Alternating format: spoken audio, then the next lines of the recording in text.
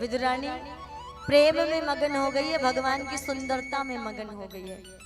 भगवान ने हिला के कहा, जगजोर के कहा, रे काकी दरवाजे पे ही खड़ा रखोगी, अंदर नहीं बुलाओगी?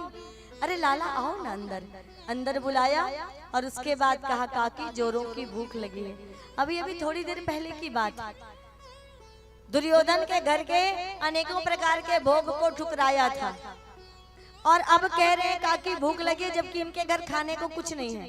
विदुर तो एक स्थान से दूसरे स्थान माखन मिश्री की तलाश में है, उनको कोई आज माखन मिश्री नहीं दे रहा है, क्योंकि दुर्योधन की मुनादी है, मुनादी करवाई है कि कोई आज विदुर को माखन मिश्री किसी प्रकार की कोई वस्तु नहीं बेचेगा। मैं भी देखता हूँ ये केशव उसके घर किस चीज की भोग लगाता है, क्या खाता है। काकी जो भी है घर में दे दो, बड़ी भूख लगी है। काकी अंदर गई, कुछ पके केले रखे थे, केला लेकर आई। अच्छी बात, केला लेकर आ गई। भगवान के सुंदर स्वरूप की तरफ निहार रही है।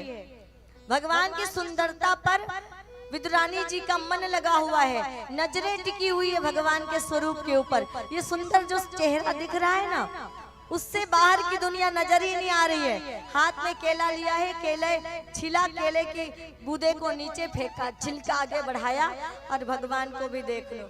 छोटे बच्चे के मुंह में, महीने दिन के छोटे बच्चे के मुंह में भी छिलका डालो तो बच्चा थूक देगा, क्योंकि छिलका कड़वा होता है। महीने दिन का बच्चा भी समझ जाएगा कोई खाने वाली चीज नहीं है, वो थूक देगा। पर ये इतने बड़े कन्हैया आज जब विदुरानी काकी छिलका खिला रही है तो प्रेम से छिलके का भोग पा रहे। 15-20 छिलके खा लिए। अच्छा पता चला होगा कि नहीं होगा कि छिलका खा रहा हूं। भगवान भक्त को देखकर भक्त के प्रेम में मगन है और भक्त भगवान के प्रेम में मगन है कि प्रेम जब अनंत हो गया तो रोम रोम संत हो गया।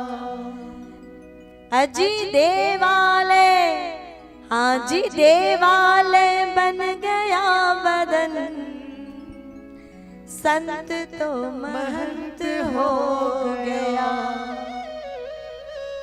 आज अनंत हो गया, रोम रोम संत हो गया।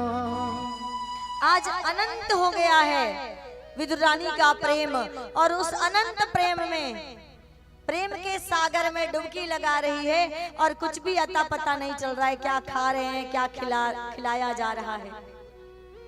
भक्त और भगवान दोनों एक दूसरे के प्रेम में डूबे हैं।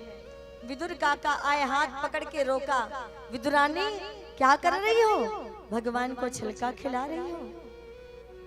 और कन्हैया तुम्हें तो टोकना चाहिए ना। मुस्कुरा के भगवान ने क्या उत्तर दिया? कहा काका क्या मैं छिलका खा रहा था? किससे पूछ रहे हैं? खा खुद रहे हैं, पूछ विदुर जी से रहे। क्या मैं छिलका खा रहा था?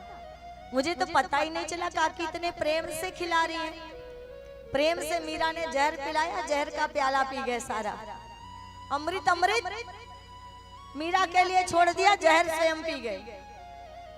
अच्छा जब जहर पीना था ना भगवान को, तो भगवान बहुत चालाक है, खुद जहर नहीं पिया। बोले मेरा काम तो अमृत पीना है, जहर पीना तो आपका काम है बाबा, आप पधारो। जब जब जहर पीने की बात याद का समय आया, हर बार हमारे कन्हैया ने देवाधिदेव महादेव को पुकारा, भैया आप ही का प्रसाद है, इसको आप ही को पीना पड़ेगा।